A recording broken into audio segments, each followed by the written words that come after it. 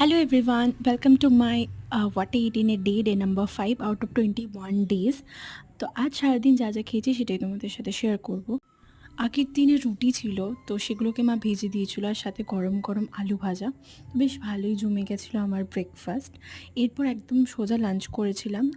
ভেন্ডির ঝাল ছিল, সাথে কুচি ভাজা, লেবু দিয়ে ভাত আর ডিমের ঝোল এবং আম।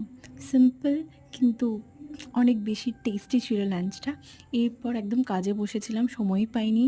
তারপর একদম চা খেয়েছিলাম কড়া করে, সাথে দুটো বিস্কিট, ব্যাস।